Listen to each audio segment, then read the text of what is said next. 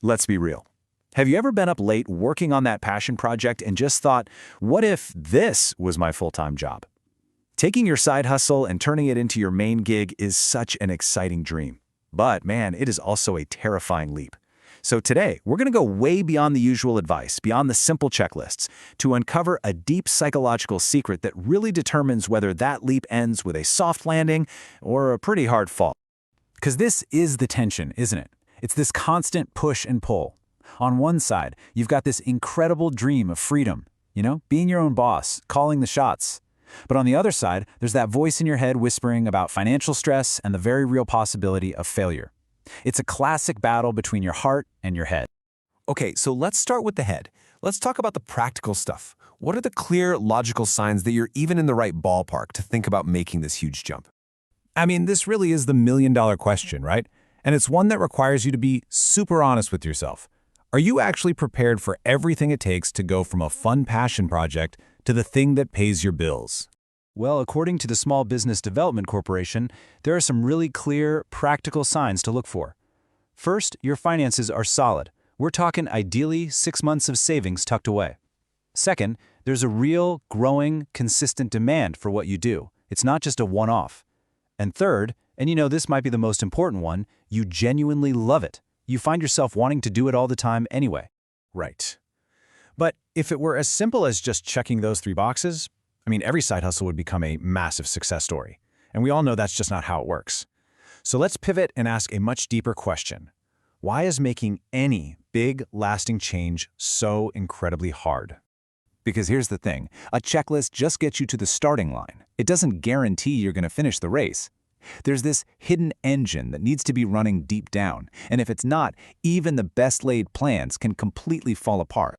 And this illustrates the problem perfectly. Just look at this stat from a recent study. Over half, 53%, of all mobile health and wellness apps, the very tools designed to help us make positive changes, are deleted within 1 month. Our modern tools for motivation are, frankly, failing us. So, why is that? The researchers who found that stat, they explain it perfectly. They say it's because these apps often rely on the fun of the tool itself. The thrill of getting points, keeping a streak alive, or getting those little notifications. But that novelty, it wears off. What they build is a really fragile, external motivation that just doesn't last.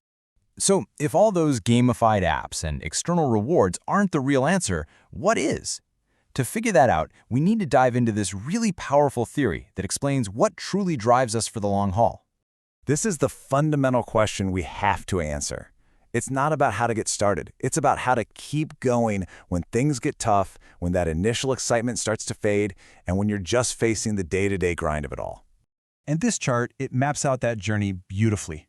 Over on the far left, you've got purely external motivation. These are the I have to thoughts, like I have to do this to get a reward, or I'll feel guilty if I don't. But way over on the far right, you have pure internal motivation. That's the I want to feeling. I want to do this because it's genuinely important to me. The real secret to making change stick is moving yourself from the left side of this chart to the right. Now, this whole concept is grounded in a really cool framework called self-determination theory. It's this deeply researched idea that says for us to be truly, sustainably motivated and to really thrive, we have to satisfy some basic, universal psychological needs. It's all about feeding our internal drive, not just reacting to outside pressure. So what are these magical psychological needs? Well, self-determination theory breaks it down into 3 core components. And I want you to think of them less like tips and trips and more like the essential ingredients for building a motivational engine that can actually last.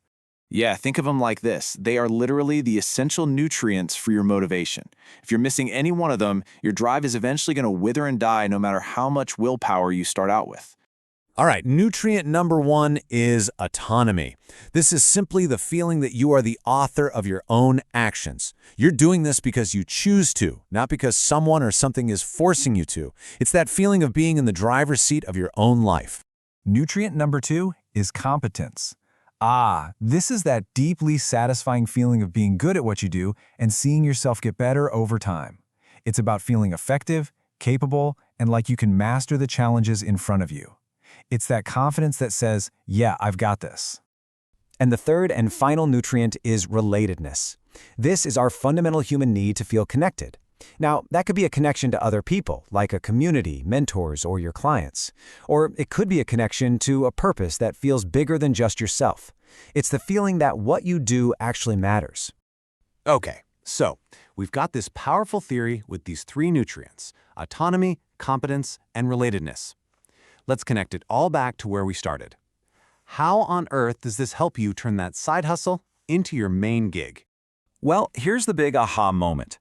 That simple checklist we started with, the one from the Small Business Development Corporation, it's not just a list of practical business tips, it's secretly a recipe for building autonomy, competence, and relatedness directly into your work. The practical advice and the deep theory, they're actually the exact same thing. And this just lays it all out perfectly. Let's walk through it. When you have a consistent income and savings, what does that give you? It gives you a feeling of competence, that you're effective, that you can support yourself.